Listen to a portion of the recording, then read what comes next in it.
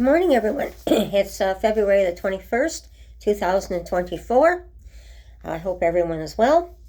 And today I wanted to talk to you about an article that came out. Well, I'm going to show you this. It's our Lower Town community paper. And the article is from our councilor here, Stephanie Plant. And a lot of things have been happening in her last year, and part of it's on what goes on the ward, and part of it's on the homeless and that. So I want to read the article to you, and then I want to talk a bit about it. At the end of 2023, I took the time to reflect on my first year as councillor for the best ward in the city. This article is a highlight reel of a longer version that can be found in full on my website at stephanieplant.ca.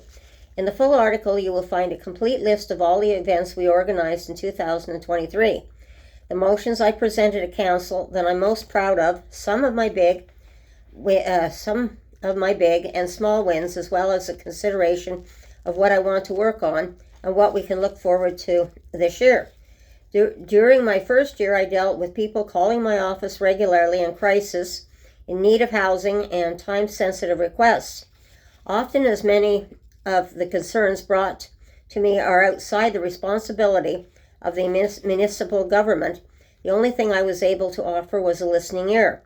However, many times my staff and I were able to connect people with the resources that they so badly needed.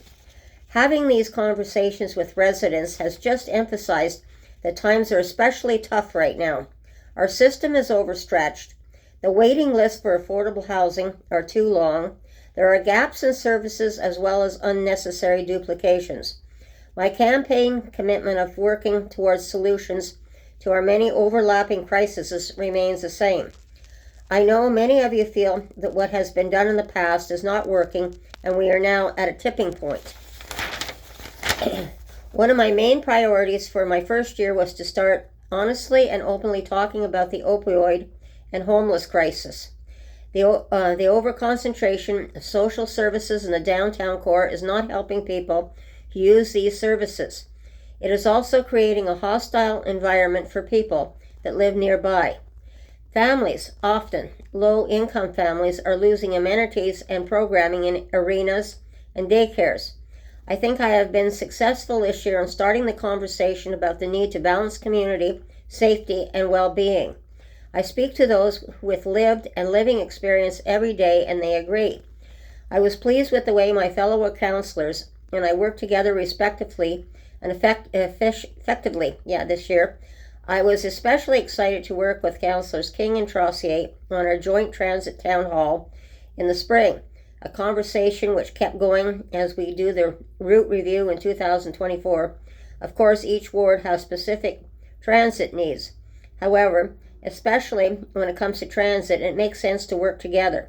I look forward to continuing working together with my colleagues in 2024. I am proud of achieving 2 school streets this year. Read more about school streets on my website. I'm committed to safety around schools and prioritizing active transportation. Our 2 school streets were a perfect combination of these priorities. If you have not already checked out the traffic calming map on my website, which we crowdsourced at our public consultation and through my newsletter. A highlight in the 2024 budget for Lower Town included $2,300,000 for improvements to Bingham Park. In 2024 in Lower Town, I'm looking forward to 1. Bringing back a Santa Claus parade to Ward 12. 2. Holding our second annual drag bingo fundraiser for St. Bridget's. Join us on February 11th from 2 to 4 p.m. at Bridget's. Well, tickets on my website. Looking to plant a second tiny forest. We planted one with York Street Public School in 2023. Look for it. You guessed it, York Street. Doing more outreach and education about a good neighbor bylaw. The idea is to create a bylaw that would require shelters and safe injection sites to enforce standards of cleanliness and safety in their immediate radius, rather than have their responsibility end at the door. The eventual move of the Sandy Hill Daycare to Lower Town opening in spring 2024. I say this often, but I really do have the best residents. Thank you for all of you for being engaged, for caring so deeply, and for making my job fun. I am proud to call many of you my friends, and I am so lucky to have you working alongside of me. Here's to an even better year in 2024. So this is from my local councilor here, who as you can see, we've been working with, trying to get things done. But the thing that I want to bring to your attention is we've often talked, and I've been talking about my personal opinions, but when you look at some of this stuff, it's also not just a personal opinion, it's collective opinions from other people. And this is the one I want to bring to your attention is doing more outreach and education about a good neighbor bylaw. The idea is to create a bylaw that would require shelters and safe injection sites to enforce standards of cleanliness and safety in their immediate radius, rather than have their responsibility end at the door. And this is what we seem to be battling, where everything seems to fall on ending at the door. They don't want to be part of the community here. They say they do, but they don't want to respond to what we need. In other words, anything that goes on in their, say, the shelter or their site happens to be a problem because it's indoors. Anything on the outdoor, past their front doors, they don't seem to care about. It's not their responsibility.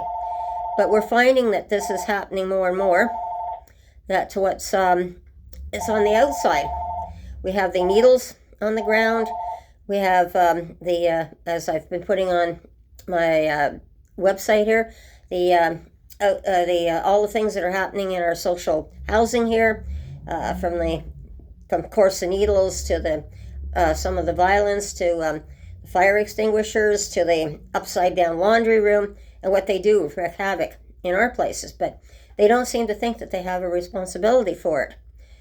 So for me, this is a really good thing, and people are starting to understand this now, because it's another ward that, and it's out in the open. This is public information. It was put on CTV News, our local news again, about another ward that has another building that the Shepherds took over a year ago. And again, now they're having all the problems that we're having down here. And of course, the crime rate's going up where they are. It looks like they think they're being injected. They're doing everything they want to do in the shelter without actually correcting it. So there's a lot of things that are going on. There's a lot of complaints now coming in from another ward about this. So it's really a matter of everyone has got to work together and sort this out. But it's not just only my opinion. It's a collective opinion, and that's what I call it. When people get together, they have a very similar opinion on things. For example, no one's arguing the fact that we definitely need more housing. That is a must, definitely. But it's how do we do it? How do we make sure we have the affordable housing? How do we make sure that we have the supportive housing on top of that? And as I've always said, we're looking at supportive housing because most of these people that are in the shelters here right now are in need of supportive housing, not just affordable housing. So I just wanted to bring you up to date again a little bit. I'm sorry about you may have heard my other phone going in the background. But I wanted to bring you up to date on, again, what's going on and why we're working on things and why everyone's complaining. And Julie has tried to explain what she's seeing in the shelters today, where everybody's just running rampant. They're doing the drugs in there and everything else. And all these complaints are now coming out. And it's not just only our ward, too. So, and then you look at across the country, and it's just breaking out even worse. Now Newfoundland has had several overdoses, 5 overdoses or something in a small town as well, which is more than what they've ever experienced. And with this, these new drugs that are coming out that look like prescription drugs that are 25% more deadly than even the fentanyl. So we've got a long way to go to try and work on things, but I'm really pleased that our councilor is listening to us, her first year in office, and since we voted in this city council have been working around the clock, doing the best they can, and listening to the residents and seeing firsthand what's going on. So keep up the good work, Stephanie. And we all need to get together. We're doing it slowly, and we've got a great community here. And take care, everyone. Be safe. Definitely watch your surroundings, and have a great day, and we'll talk again soon, and bye-bye.